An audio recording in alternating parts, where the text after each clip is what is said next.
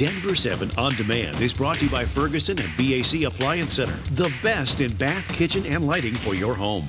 Good Friday morning to you. I'm Molly Hendrickson. And I'm Nicole Brady. Here's the latest from Denver 7. A major arrest in the Russia investigation. Trump associate Roger Stone was taken into custody early this morning in Fort Lauderdale, Florida. The special counsel's office has filed 7 different charges against him. Those charges include 1 count of obstruction of an official proceeding, 5 counts of giving false statements, and 1 count of witness tampering. The indictment was expected. Stone has been under scrutiny for exchanging messages during the 2016 campaign with a Twitter handle that U.S. intelligence believes was fronted by Russian hackers. Today, more talks are scheduled on Capitol Hill to try and come up with a plan to end the partial government shutdown. Yesterday, both Democratic and Republican plans to end the shutdown were defeated in the Senate. President Trump says he's now considering a plan proposed by Republican Senator Lindsey Graham. It would fund the government for 3 weeks in exchange for a down payment on the border wall. If they come to a reasonable agreement, I would support it, yeah. One of the ideas suggested is they open it, they pay a sort of a prorated down payment for the wall, which I think people will agree that you need. Recent polls show the shutdown is taking a major toll on President Trump's approval rating, and that might be what's behind this new push to cut a deal. The pressure is increasing in our nation's capital today as federal workers miss their 2nd paycheck from the shutdown. Many are wondering how they're going to pay their bills and put food on the table. Denver 7's Micah Smith shows us how some Colorado businesses are stepping in to help. According to a Career Builder survey, 78% of U.S. workers live paycheck to paycheck. And as thousands prepare to miss their 2nd paycheck, businesses, individuals, and the governor here in Colorado are preparing to help federal employees. Several credit unions and banks are offering help with big bills. For example, Meacham Community Credit Union is offering interest-free personal loans equal to a federal worker's monthly pay. For grocery assistance, Food Bank of the Rockies is stocking their mobile pantries with extra food so that federal employees can get what they need. And when it comes to transportation, B-Cycle is offering free rides around town. You just have to scan your federal ID and B-Cycle will give you a code. At last check, 2,400 federal employees filed for unemployment in Colorado. That number is likely higher since Governor Polis issued an emergency rule allowing federal employees to file for unemployment benefits, which they will need to pay back when the shutdown ends. We have more information on resources for federal employees impacted by the shutdown in our state on our website, thedenverchannel.com. Reporting in Denver, Micah Smith, Denver 7. If you are a government worker looking for a way to make money during the shutdown, Denver Public Schools want to hear from you. The district is hiring substitute teachers and other positions. It'll even reimburse you for background checks, fingerprinting, or licensing fees. You can apply today at the Northeast Bus Terminal on Dallas Street or the Hilltop Bus Terminal on 7th Street. The district says it had planned to reach out to furloughed workers even before the teachers union voted to strike earlier this week. And an update on that planned teacher strike. We are still waiting for a response from the Denver Teachers Union to the district's request that the governor intervene in contract talks. Once the union responds, the state will have 2 weeks to decide what to do. If the governor chooses to intervene, it could delay a strike for up to 180 days, which would push it into the summer months. If the governor does not intervene, teachers will be allowed to strike soon. Tomorrow is an important day for the Adams 14 School District. The community will have a chance to review the 9 applicants to take over management of the district. The state ordered the district's takeover after years of weak performance.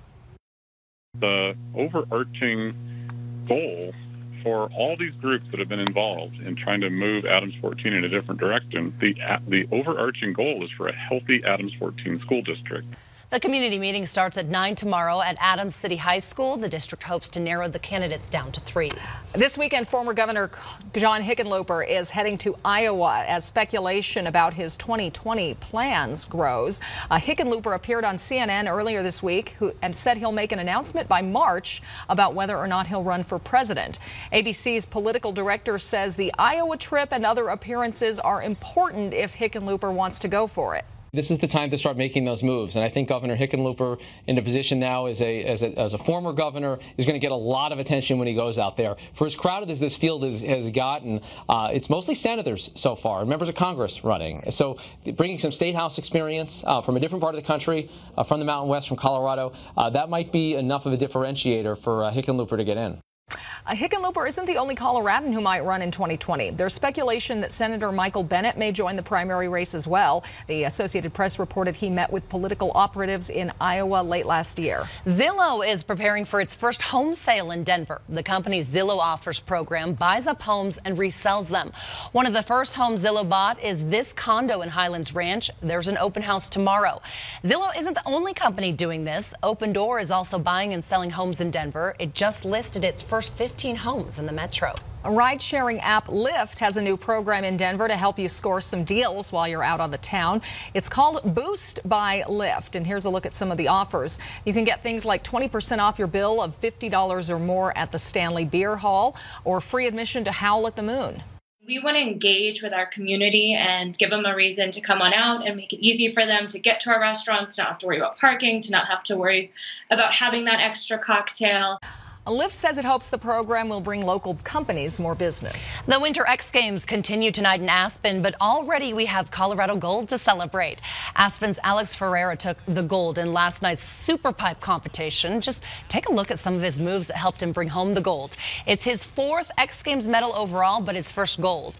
Tonight, another Colorado competitor hits the slopes at the X Games. Silverthorne's Red Girard is taking part in the elimination round of the slope style event. We caught up with him ahead of the event.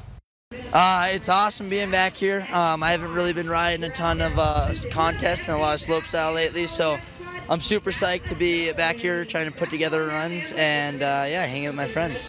Girard is looking for his first X Games medal after winning gold in slopestyle at the 2018 Olympic Games.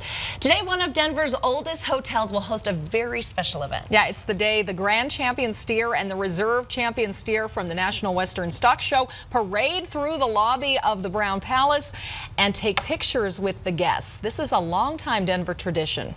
Since about the early 50s, the Brown Palace has been hosting the Grand Champion and Reserve Champion steer, and right in the front lobby of the hotel. And the steers typically arrive just before 11 a.m. You can take pictures from 11 to 1 with a donation to charity. The steers will be sold at the Junior Livestock Auction tonight. Last year, the Grand Champion sold for more than $100,000. All right, let's head over to Stacy with a check of your forecast. Much improved weather here across the Front Range. Starting out very cold today, but we'll have afternoon highs in the low 40s this afternoon with all that sunshine for our area. And it looks even better over the weekend. Temperatures in the 40s, even 50s Sunday afternoon. And then another cold front. It'll bring in cold air and snow, especially in the morning on Monday. And that's our first alert action day. We'll have temperatures in the 30s and 40s with sunshine as we round out the rest of the week. All right, thanks, Stacy. Well, if you've ever had a real Christmas tree for the holidays, you probably left it for the garbage collector or maybe dropped it off for composting or chipping afterward. But in the mountain town of Frisco, they do something else. They light the old trees on fire. This is the annual Christmas tree community bonfire, and this year's bonfire is tomorrow night.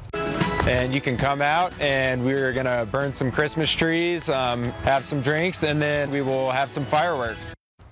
The bonfire is at 6 tomorrow night. There will be fireworks at 8 p.m. The event is at the corner of Marina Road and Highway 9 in Frisco. This has been your Denver 7 On Demand update. Thanks for joining us. And check back here later for another update. Also download the Denver 7 app for breaking news and alerts. Have a great weekend.